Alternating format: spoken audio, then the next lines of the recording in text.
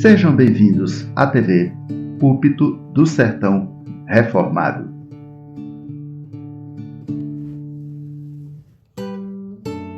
O livro dos Atos dos Apóstolos, capítulo 10. Encerraremos hoje o capítulo 10 do livro dos Atos dos Apóstolos. Agora a leitura da última perícope, do último parágrafo, versículo 44. Todo o capítulo 10 nos apresenta episódios reais. Exemplo, Cornélio recebendo uma visita de Deus através de um anjo. Segundo, Pedro recebendo uma visita de Deus através de uma teofania. Deus usa os objetos que ele próprio criou para visitar Pedro, santificar Pedro. Terceiro, Cornélio envia os seus subalternos para ir ao encontro de Pedro. Quarto, Pedro atende o convite, o pedido e vai até Cesareia ao encontro de Cornélio e a sua família. Depois, Pedro prega lá para Cornélio e sua família. E aí, o último episódio está aqui, 10:44. Enquanto Pedro falava estas palavras, o Espírito Santo caiu sobre todos os que ouviam a mensagem. E os fiéis que eram da circuncisão, que tinham vindo com Pedro, aqui é uma referência aos cristãos judeus, porque também sobre os gentios, observem, e os fiéis que eram da circuncisão, que tinham vindo com Pedro, admiraram-se. E qual foi a razão da admiração? Porque também sobre os gentios foi derramado o dom do Espírito Santo. Pois eles os ouviam falando em línguas e engrandecendo a Deus. Então Pedro disse: será que alguém poderia recusar a água e impedir que sejam batizados estes que, assim como nós, receberam o Espírito Santo? E aqui Pedro faz referência ao Pentecoste de Atos 2. Por isso que aqui em Atos 10, aqui é o Pentecoste dos gentios. É conhecido como o texto que narra o Pentecoste entre os gentios. E aí ele encerra dizendo o que, gente? E ordenou que fossem batizados em nome de Jesus Cristo. Então lhe pediram que permanecesse com eles por alguns dias. Por alguns dias, meus irmãos. No capítulo 10, nós já compartilhamos com os amados irmãos e as amadas irmãs em Cristo Jesus estas verdades. Número 1, o agente primeiro, absoluto, insubstituível, eficaz e eficiente da obra de Deus é o próprio Deus. É Deus que toma a iniciativa em visitar Cornélio, é Deus que toma a iniciativa em visitar Pedro. A segunda verdade, o Evangelho é para todos os povos, famílias, classes sociais e faixas etárias. Cornélio não era judeu, Cornélio era um gentil, um centurião de uma centúria, 100 soldados sob a sua guarda. Então Deus mandou o Evangelho para ele também, porque o Evangelho é para todos os povos.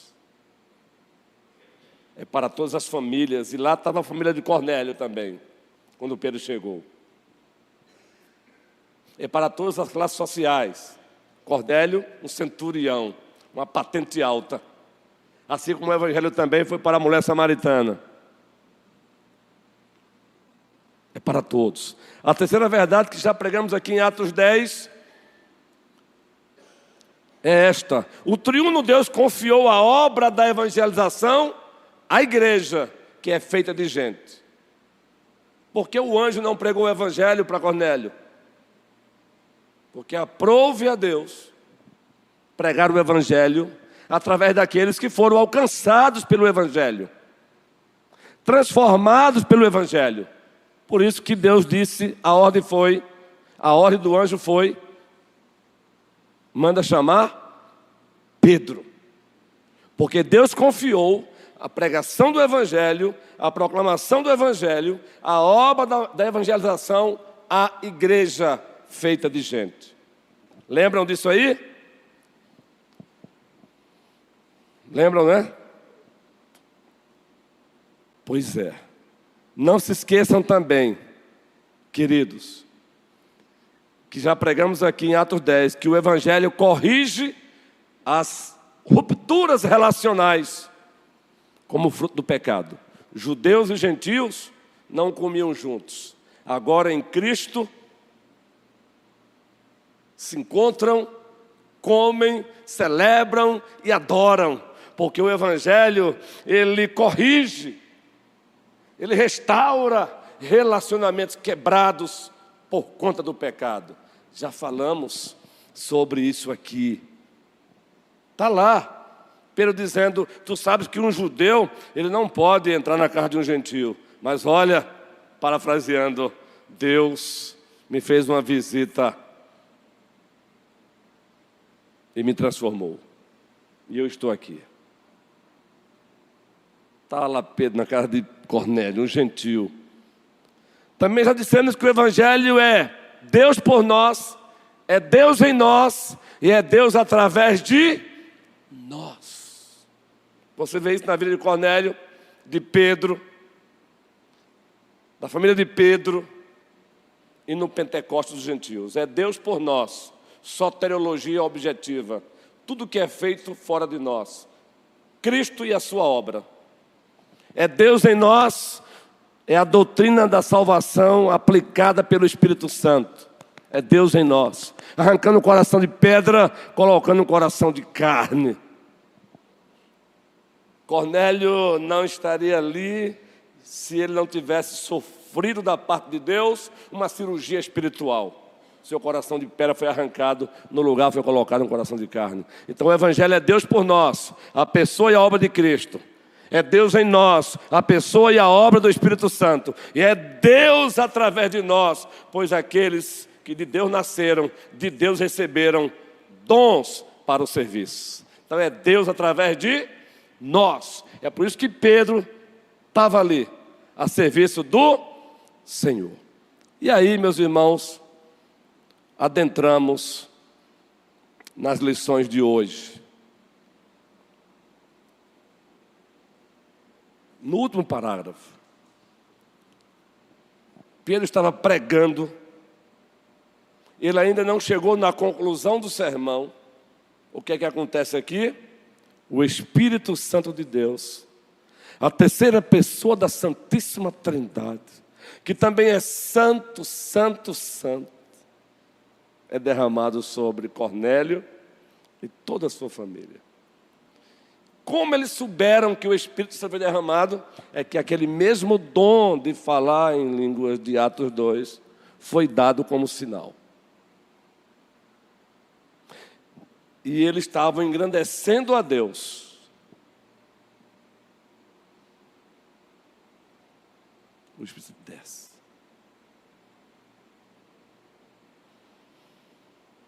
Em seguida, Pedro diz assim, os seus irmãos judeus dizem, olha, eles receberam o mesmo Espírito que nós recebemos.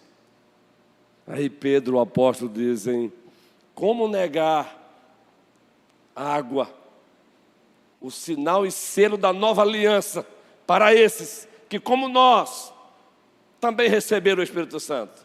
Ele ordenou e eles foram batizados. Esse é o Pentecostes dos gentios. E daqui nós temos mensagem de Deus para nós.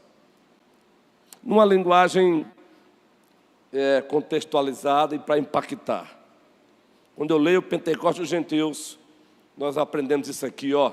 Observem. Não há contradição em Deus. Jamais.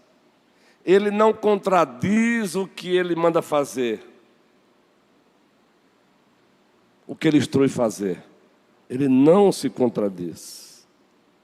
Mas, jamais, ele se deixa ser domesticado pelos homens. Quando eu leio esse texto, e eu vejo, Pedro não havia chegado ainda na conclusão do sermão, e Deus derrama o Espírito Santo sobre o Cornélio e sua família, eu aprendo isso. Deus não se deixa ser domesticado pelos homens. Deus não se deixa ser domesticado pelas denominações. Ainda que elas tenham a sua importância, aliás, nós fazemos parte de uma delas. Igreja Presbiteriana do Brasil. Uma denominação que leva Deus a sério, a palavra a sério, a igreja a sério, a obra a sério. Mas Deus também não se deixa ser domesticado pela igreja presbiteriana. Ele não se deixa ser domesticado pelos batistas. Ele não se deixa ser domesticado pelos assembleianos. Ele não se deixa ser domesticado pelos PhDs em teologia, ainda que eles tenham o seu valor, e louvado seja Deus por eles existirem. São eles que nos dão munição para pregar. Aliás, essa série de Atos, eu tenho mais ou menos uns 30 livros, uns 30 comentários sendo abertos toda semana para poder procurar ali conteúdo.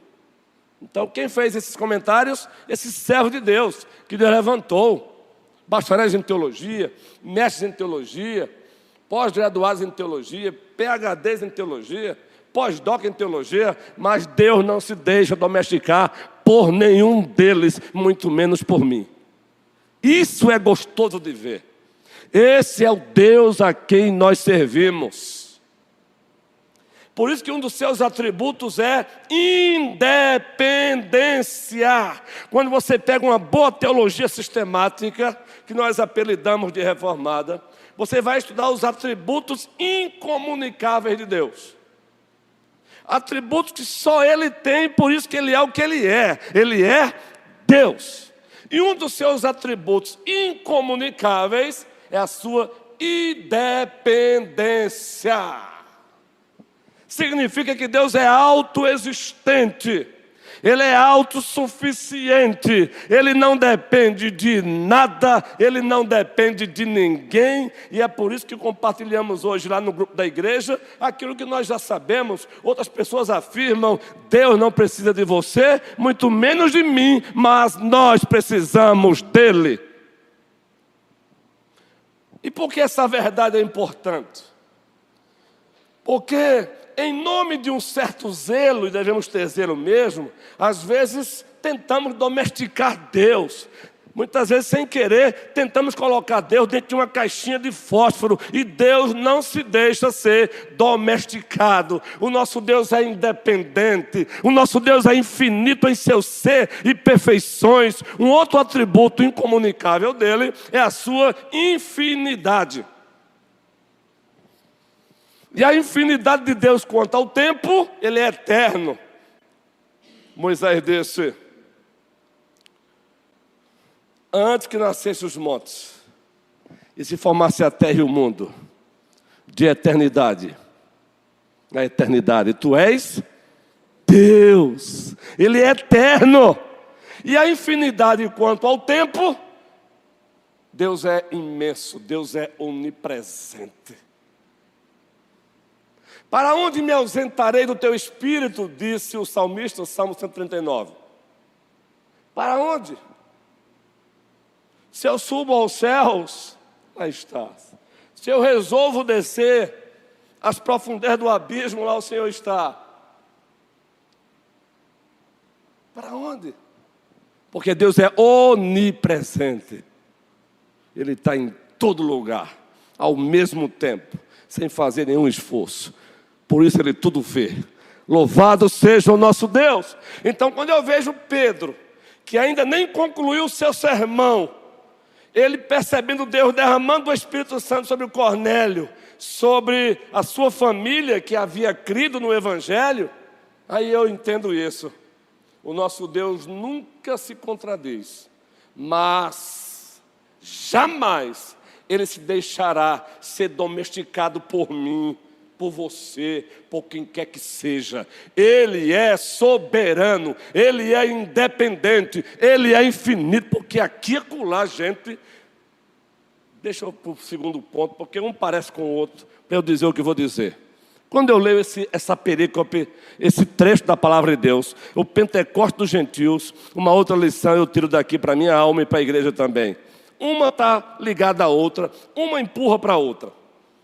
A outra é: o Espírito Santo não anula a sua palavra, mas Ele a confirma. O Espírito Santo não anula a sua palavra, mas Ele confirma. Olha o texto que diz aí. Está com a Bíblia aberta? Veja o texto aí. Enquanto Pedro falava estas palavras eram palavras de quem? De Deus, o Evangelho. O Espírito Santo caiu sobre todos que ouviam a mensagem. A mensagem era de Pedro? Era de Deus. O Espírito Santo não anula a palavra, mas Ele a confirma. E como foi que Ele confirmou? Justamente selando aqueles santos, sendo dado como penhor, como foi dado a nós, passando a residir neles e presidir sobre eles. Essa é a segunda verdade que eu vejo nesse texto. Primeiro, Deus não se deixa ser domesticado por nada e por ninguém. Segundo, o Espírito Santo não anula a palavra, Ele confirma. Aí você vai para a carta de Deus aos Efésios, capítulo 6, aí Paulo nos conclama, nos convida, nos chama para o manuseio da armadura de Deus, e lá ele cita as peças dessa armadura, e uma delas qual é? Uma das peças da armadura de Deus, que Deus nos deu, qual é? E que ela está bem associada ao Espírito Santo, quando Paulo cita. A igreja conhece, qual é? A espada do Espírito, que é a palavra de Deus. Aí aqui, nós temos aqui também uma baliza, para aqueles que em nome do Espírito Santo falam um monte de besteira por aí, para aquele que em nome do Espírito Santo tem práticas esdrúxulas. Está aí, ó. Ele não anula a palavra, mas ele trabalha na palavra, com a palavra, pela palavra. Tomai o capacete da salvação e a espada do Espírito, que é a palavra de Deus. Efésios capítulo 6. O santo de Deus, Martin Lloyd Jones, um pregador reformado, puritano, congregacional, ele escreveu uma série de livros em Efésios. E ele tem um livro só trabalhando o capítulo 6 da carta aos Efésios. O combate cristão. Da editora PES. Está aí a dica. Livraço. Livraço. Então aqui, ó. Então, se de um lado nós temos alguns reformados, quase que tentando colocar uma algema no Espírito Santo, não é? Ninguém diz isso diretamente, mas só faltam dizer, ó, Espírito Santo, aqui o senhor não trabalha não, porque a teologia reformada decidiu que o senhor não trabalha não. Mas do outro lado, aí eu preciso falar com muito carinho e respeito, nós temos irmãozinhos pentecostais e neopentecostais que querem usurpar o lugar também do Espírito Santo, com práticas e ensinamentos que não tem nada a ver com as Escrituras e que não tem nada a ver com o Espírito Santo. Então, qual é a nossa posição? Nem aquilo e nem aquilo outro. Não separe o que Deus uniu, o Espírito Santo e a sua palavra. Tomai o capacete da salvação e a espada do... É por isso que uma igreja saudável, ela tem que ter pregação fiel da palavra em todos os seus encontros eclesiais. Agora, pregação fiel não é simplesmente sair citando versículos, não. É justamente pregar a mensagem de Deus que está ali na Bíblia.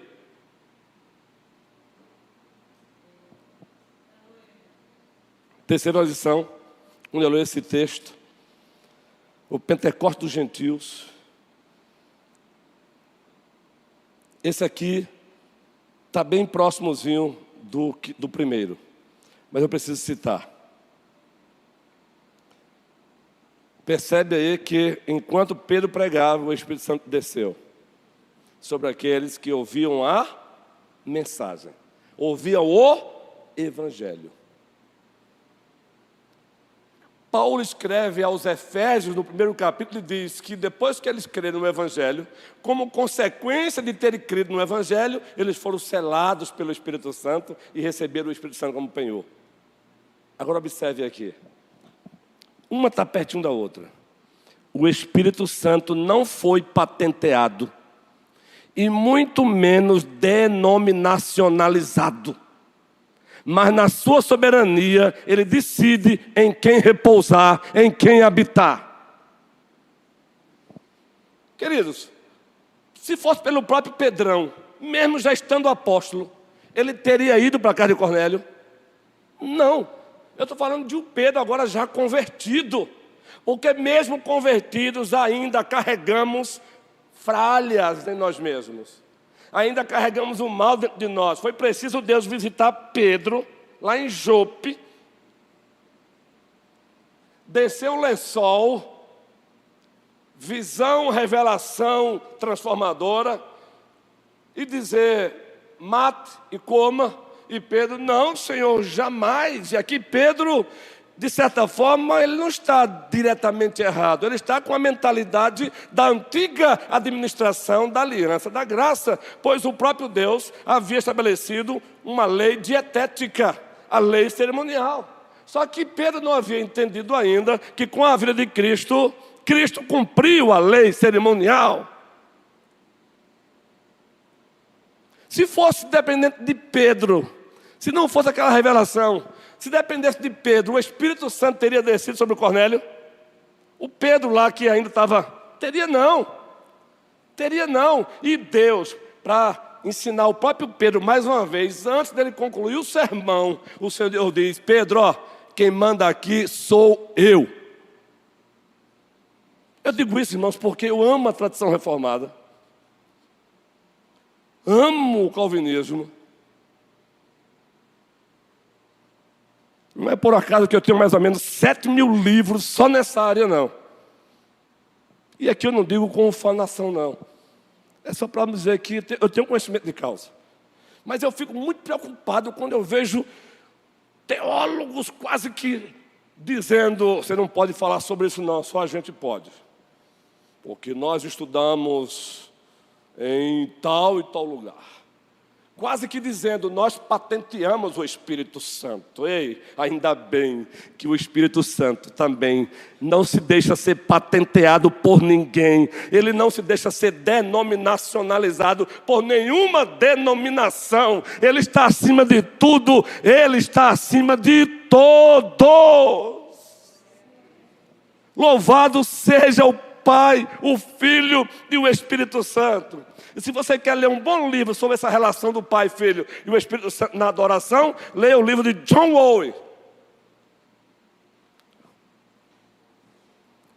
Leia esse livro, A Comunhão com Deus Triuno. John Owen, livraço, eu tenho ele. A Comunhão com Deus Triuno, o Pai, o Filho e o Espírito Santo. Entende? Quando eu leio o Pentecostes dos Gentios, aí eu digo, como é bom saber disso. Mas eu quero encerrar com mais 2 lições.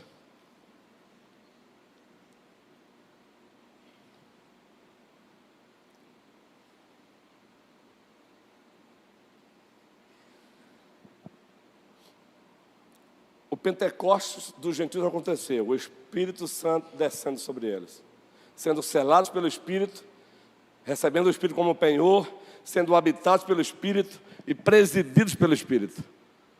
O resultado disso foi Pedrão. Alguém ousa aqui negar água para esses? Hein? Que pergunta maravilhosa. Eu me empolgo com isso. Alguém aqui ousa negar água para esses? Sendo que a terceira pessoa da Santíssima Trindade já reside neles e já preside sobre eles? Não, ninguém disse, ninguém levantou a mão. Então, Pedro disse, batizem ele. Sinal e selo. Qual é o sinal e selo da nova aliança, gente? O batismo substituiu a circuncisão. E qual é o sinal e selo da continuação da comunhão na aliança? A ceia substituiu a Páscoa. Leia Josué 5 em casa com bastante cuidado, que se o dono da vida da igreja quiser, o sermão vai ser baseado em Josué 5. E está lá, Deus mandando Josué circuncidar os homens do exército de Israel. E ao mesmo tempo mandando comer a Páscoa, realizar a Páscoa. Aí vocês, depois daí é que eles partem para a batalha. Vocês vão entender. Leiam, releiam o capítulo 5, que vai ajudar vocês mesmos e vai facilitar aqui na pregação. Então a penúltima mensagem aqui é essa. Os convertidos devem ser inseridos na igreja pelo batismo. Sinal e selo da nova administração da Aliança da Graça. O presbítero Humberto é o nosso professor na classe Catecúmenos, e um dos tópicos é os sacramentos da fé reformada. Batismo e ceia do Senhor. E uma linguagem que todos que passaram por ele ouviram foi: o batismo é sinal e selo da nova administração da Aliança da Graça. A ceia do Senhor é sinal e selo da continuação da comunhão da nova administração da Aliança da Graça. O que vocês ouviram significa isso aqui, isso.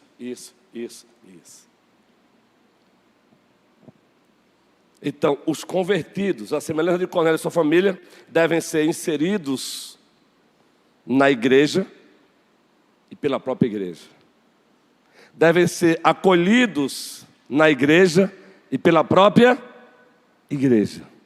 E isso se dá pelo batismo e também pela ceia do Senhor.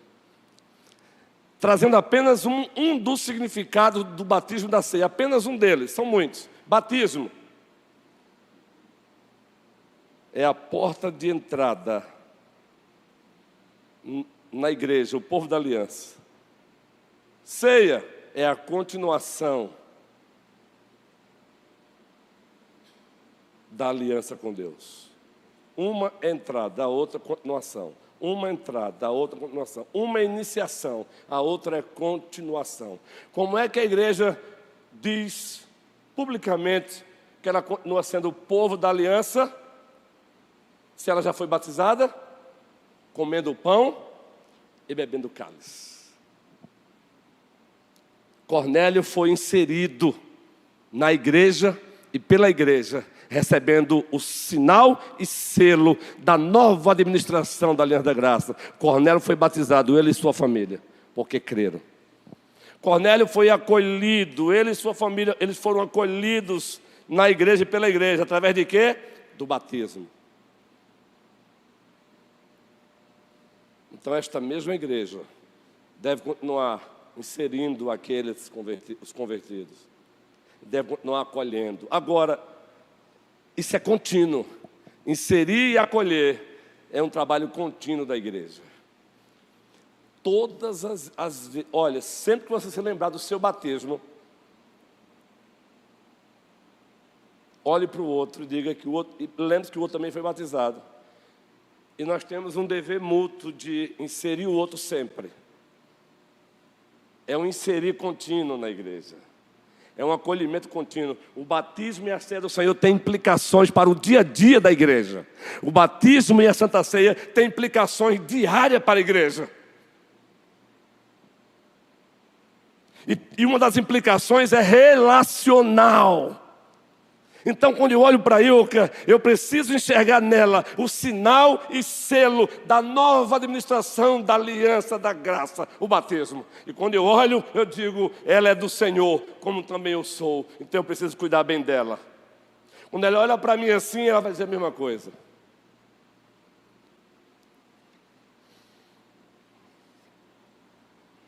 E aí, você tem feito isso? Quando você come do pão, a nossa posição da ceia é mediação. É um meio de graça a ceia do Senhor. Nós comemos, nós nos alimentamos de Cristo, verdadeiramente, realmente e espiritualmente. Não. O pão não é transformado no corpo de Cristo. O pão não recebe uma consubstância do corpo de Cristo, ele continua sendo pão. Mas um pão que representa Cristo ali. Então, quando você come, você está se alimentando realmente de Cristo, espiritualmente de Cristo e verdadeiramente de Cristo. Assim também é o cálice. E quando você toma a ceia, também tem implicação relacional.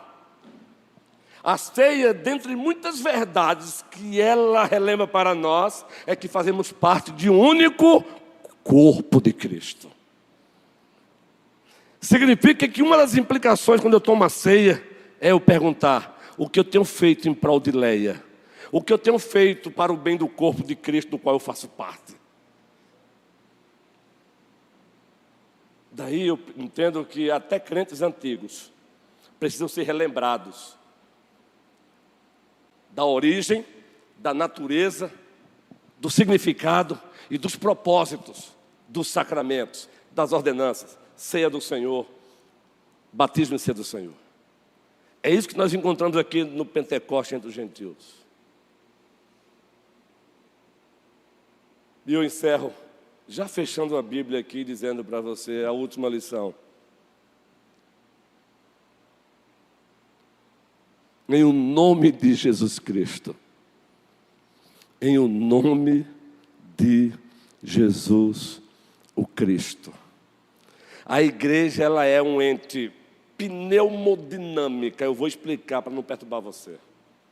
O que eu encontro aqui é mais um exemplo de que a igreja, ela é um ente pneumodinâmica. Pneumo, grego. Pneumo, lembram? Pneumatologia. Pneumonologista, lembram? Pneumo, vento, sopro, para fazer referência à pessoa do Espírito Santo, que dá vida, que sopra a vida.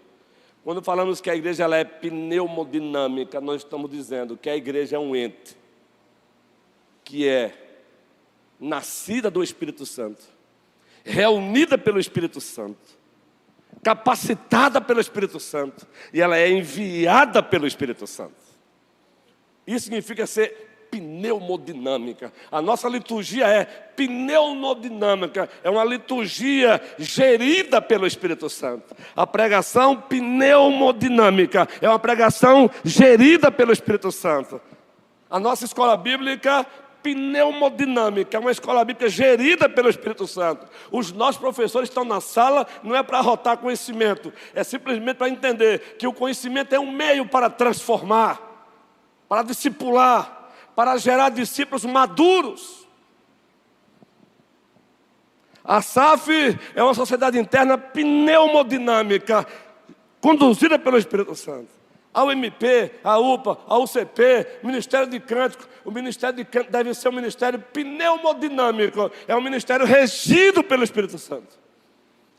E aí, é por isso que você vai ver Paulo na carta aos Efésios, capítulo 5, versículo 18, dizendo o quê? E aqui eu encerro. Seu Messias, querido, bom tê-lo aqui. Não vos embriagueis com vinho. E aqui, na hermenêutica, tem um livro muito bom nessa área chamado Hermenêutica Avançada. É um dos livros que eu indico nessa área. E lá você vai encontrar, você tem também Tênis o que lês, Gordo Fi, muito bom também. Você também tem um livro de Augusto Nicodemos, Os Intérpretes e Sua História, e tantos outros livros de hermenêutica aí. Você tem o próprio Luiz Berkoff, tem um livro muito bom, Princípio de Hermenêutica, muito bom, antigo. Mas nesse que eu citei antes, Hermenêutica Avançada, você vai encontrar o autor fazendo a seguinte fala: aplicação estendida. Aplicação estendida. Então eu vou mostrar o que é uma aplicação estendida. Paulo diz o quê? Não vos embriagueis com vinho. Aí você agora vai entender, mas é só vinho? Não. Aplicação estendida. Troque o vinho pelo um bom filme. Peraí, pastor. O senhor está dizendo que não é para assistir filme? Não estou dizendo isso. Eu estou dizendo para não se embriagar com o vinho. Troque o vinho pelo seu time de futebol. Peraí, pastor. O senhor está dizendo para eu abandonar o meu time? Não, eu também assisto. Mas ele está dizendo, não se embriaguem com o seu time de futebol. Entendeu agora o que é a aplicação estendida? É quando você substitui o vinho até pelas coisas legítimas. Ei, quem aqui faz academia para cuidar do corpo? Parabéns, não tenha vergonha não, parabéns, eu tô pedalando por enquanto, depois vou puxar peso. Eu já dei aula de artes marciais, gente, Carlos sabe disso aqui. Taekwondo, que pena que eu parei há um bom tempo. Mas eu entendo até hoje que ainda estou mais ou menos por conta disso, viu, Carlos? Eu estava pensando nesses dias. Parabéns, mas não vos embriagueis com academias. Está cuidando do corpo, cuide, mas não se embriaguem. Cuidado com o culto ao corpo. Está fazendo sua poupançazinha? Faça, prudência. No mês de maio vai ter aqui de casais para casais, viu? No mês de maio. E vai ter um casal aqui batendo um papo comigo sobre como organizar o seu orçamento. E os nossos jovens precisam. Ei, eu gostaria de ter a mentalidade de hoje econômica que eu não tinha há 30 anos, gente. Bora acreditar nisso. Mas o bom disso é que a gente pode ajudar o jovem de hoje, né, Manuel? Então vai ter aqui, o tema vai ser de casais para casais. Vai ter casais aqui falando de economia comigo. Vai ser uma entrevista didática. Vai ser um tridiálogo. A estrutura da mensagem vai ser tridialógica. Eu vou começar com o casal e com vocês. Maio, viu? Que é o mês da família. Mas não se embriaguem com o dinheiro. Entende agora a aplicação estendida? Então que Deus nos abençoe, hoje e sempre. E toda a igreja diz... Amém.